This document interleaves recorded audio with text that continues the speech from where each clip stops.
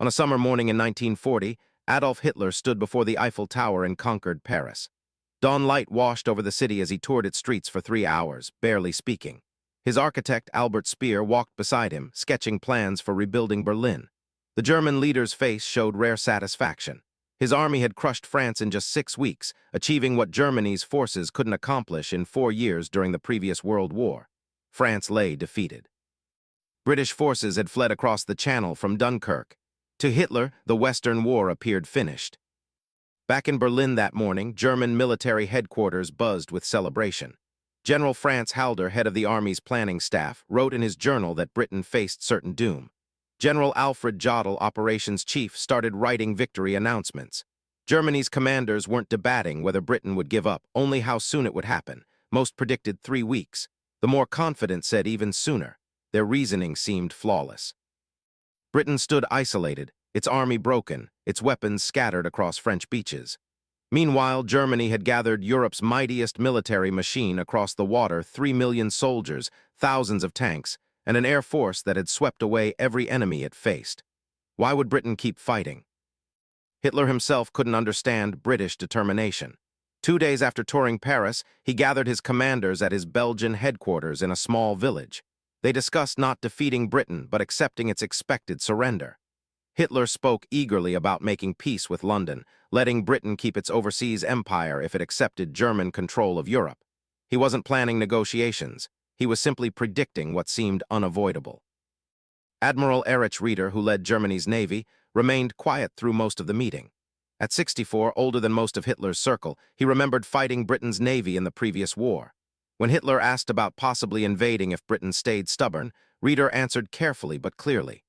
Britain's navy, he explained, remained far stronger than Germany's. Any invasion would need total control of the air, perfect weather, and extraordinary luck. He didn't call it impossible, but his tone suggested he thought it nearly was. Hitler dismissed these worries. There wouldn't be an invasion, he insisted, because Britain would see sense. They always did. But in London, the new Prime Minister had different plans. Winston Churchill, barely 6 weeks in office, had spent that time preparing Britain not for surrender but for desperate resistance. Speaking to Parliament, he declared that while France's battle had ended, Britain's was beginning.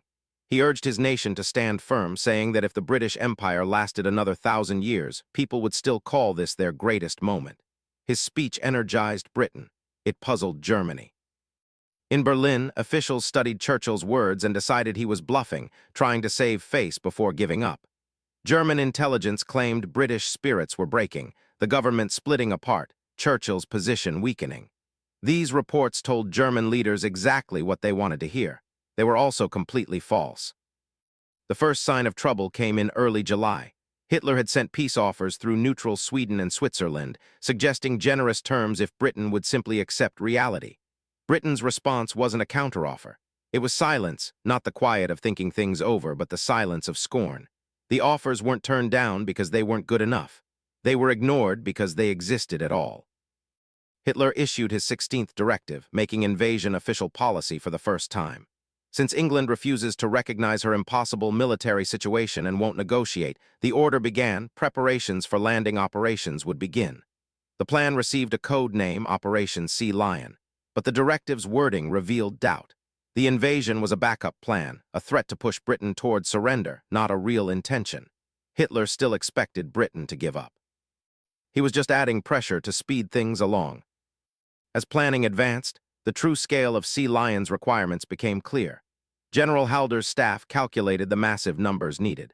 The first wave would land 260,000 soldiers on British beaches with 30,000 vehicles and 60,000 horses.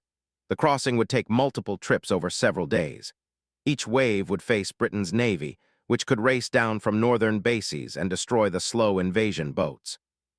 Rieder presented these challenges to Hitler. The admiral had grown more pessimistic. Britain's navy controlled the seas completely, he explained. Germany had no battleships ready, just a few cruisers and destroyers. Britain could send over 50 destroyers into the Channel alone, supported by cruisers and battleships. Only total air control could balance this disadvantage, not temporary superiority, but complete dominance maintained for weeks or months. Hermann Göring, who commanded Germany's air force, felt certain he could deliver. His planes had crushed Poland's air force in days, swept French planes from the sky, pushed British aircraft out of France. At 47, Goering stood at his peak of power and confidence. He promised Hitler that Britain's air force would be destroyed within 4 days, 4 weeks at most. Hitler made one last attempt at peace, addressing Germany's parliament in a speech broadcast throughout Europe. He spoke about Germany's victories, Britain's impossible position, his wish to avoid more bloodshed. He declared himself ready to appeal to reason, speaking not as someone begging for mercy, but as a winner talking sense. He saw no reason for the war to continue. Hitler truly believed this speech might succeed. German propaganda presented it as a generous offer from a position of strength. Surely Britain would see the wisdom in accepting. 3 days later, Britain's Foreign Secretary, Lord Halifax, responded on BBC Radio. His rejection was complete and scornful. Britain would never negotiate with Nazi Germany. The war would continue until Germany lost. Hitler's reaction, witnesses said, was genuine shock. He couldn't grasp why Britain refused to see the obvious truth. Germany had won. The war was finished. Why continue a hopeless fight? But the fight went on, and through late July and early August, its nature began shifting.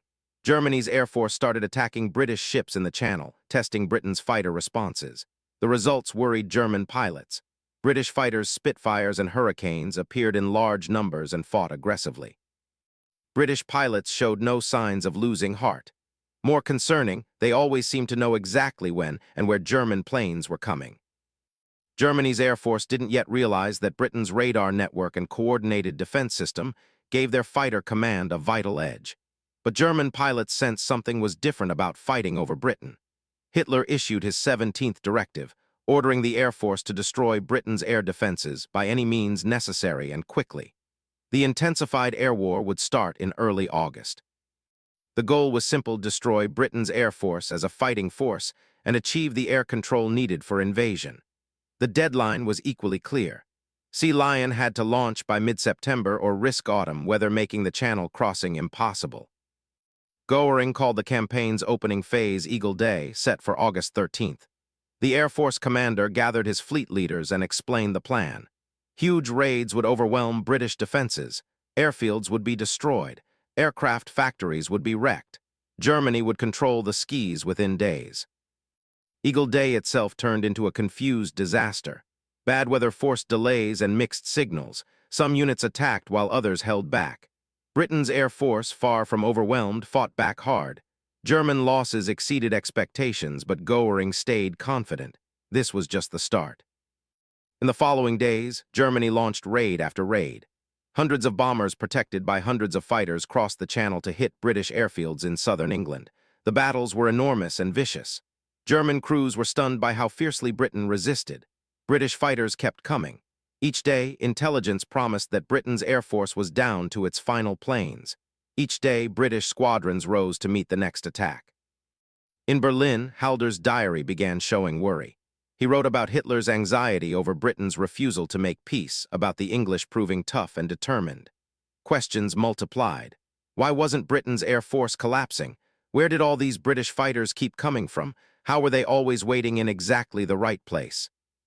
What Germany didn't fully understand was that Britain was building more fighter planes than Germany. British factories produced over 400 fighters monthly. German intelligence thought Britain made half that number. This massive error proved disastrous. Each day, Germany's air force expected to face a weakening enemy. Each day, Britain's strength seemed barely reduced. By late August, Britain's fighter command felt real pressure but could manage it. British pilots were exhausted, some airfields badly damaged, but the system held together. Germany's air force, meanwhile, was losing experienced crews it couldn't easily replace. Bomber groups suffered steady losses. Fighter pilots grew frustrated by their planes' limited fuel, which gave them barely 20 minutes over England before having to turn back. Reeder met with Hitler again. The admiral's worries had grown deeper. Even if the Air Force gained control, he argued, Britain's navy remained a huge threat. Germany's navy simply couldn't protect an invasion fleet against British warships. The boats gathered in French and Belgian ports were river vessels, slow and vulnerable, built for calm waters. In the Channel, they'd be helpless against even mild seas, let alone British warships. Hitler listened but didn't want to accept it. The invasion had to go ahead. Britain had to see reason. If they wouldn't surrender willingly, they'd be forced to. But forcing Britain meant defeating its air force, and the air force wouldn't be defeated. September brought some of the heaviest fighting. Germany's air force changed tactics, launching huge raids against London itself. This decision was partly strategic break British spirits, forced their air force to use its reserves, and partly emotional. German cities had been bombed by Britain after German raids accidentally hit London. Hitler wanted revenge. The London attacks began with hundreds of German bombers hitting the city's docks and eastern districts. Fires spread across London. Many civilians died, but the strategic result was opposite to Goering's plan. By switching from airfields to cities, Germany gave Britain's fighter command time to recover. British fighters tore into the German bomber groups. The raids cost in planes and crews became impossible to sustain. The climax came on September 15th. Germany launched two enormous raids on London using nearly every available bomber and fighter. Britain threw everything into the battle. Fighting raged across southern England from morning to night. When it ended, Germany had lost 56 planes. Britain had lost 29. More importantly, Britain had proven it could still fight, still meet any challenge Germany could mount. The myth of German air dominance was broken. In Berlin, the mood shifted from confidence through confusion to something like despair. Hitler called a meeting with his top commanders.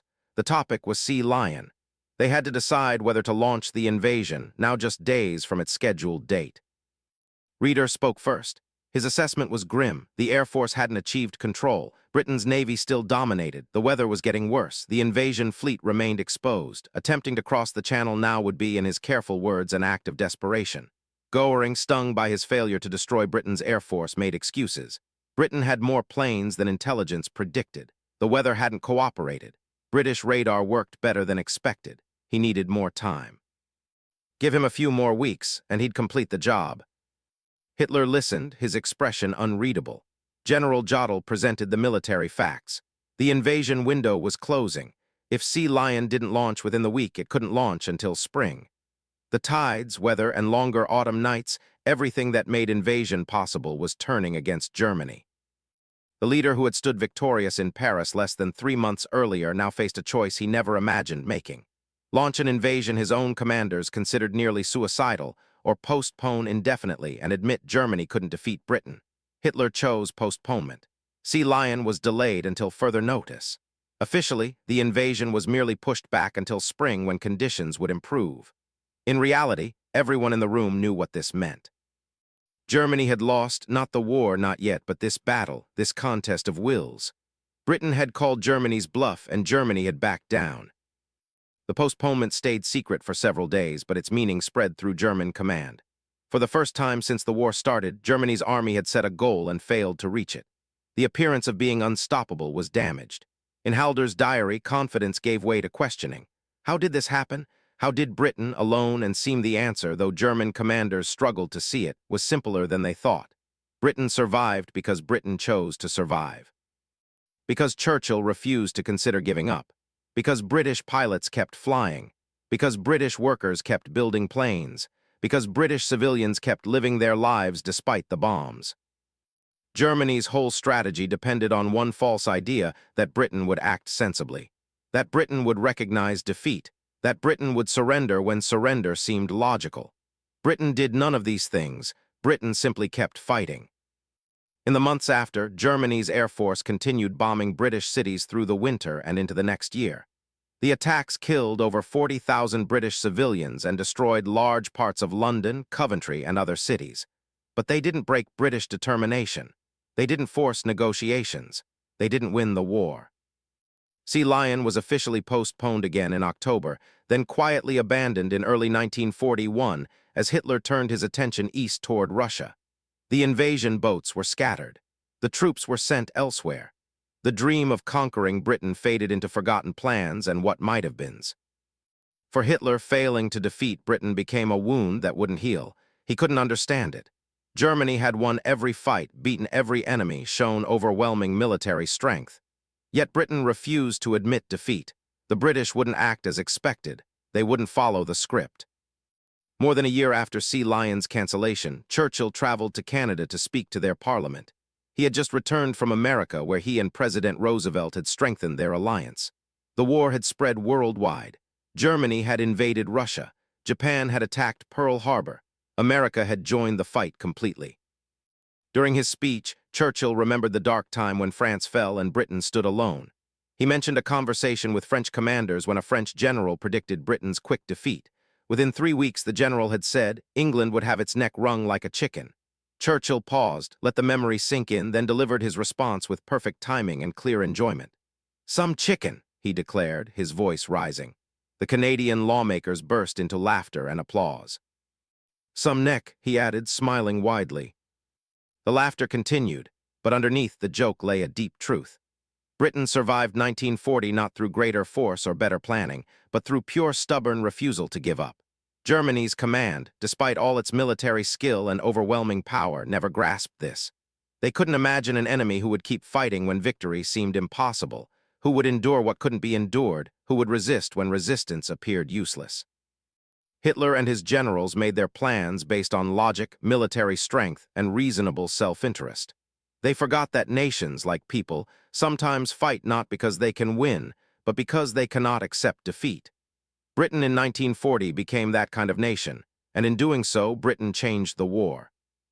The decision to postpone Sea Lion represented more than a tactical delay or strategic problem. It marked when Nazi Germany's advance reached its limit, when the seemingly unstoppable German army met something it couldn't overcome. Not because Britain was stronger, it wasn't. Not because Germany was weaker, it wasn't. But because Britain simply wouldn't break. For Germany's leaders, that September brought a truth they never expected, that willpower, determination, and refusal to accept defeat could matter as much as tanks, planes, and military brilliance. That some enemies cannot be scared into surrendering. That some nations, when pushed to the edge, find strength that no amount of careful planning could predict.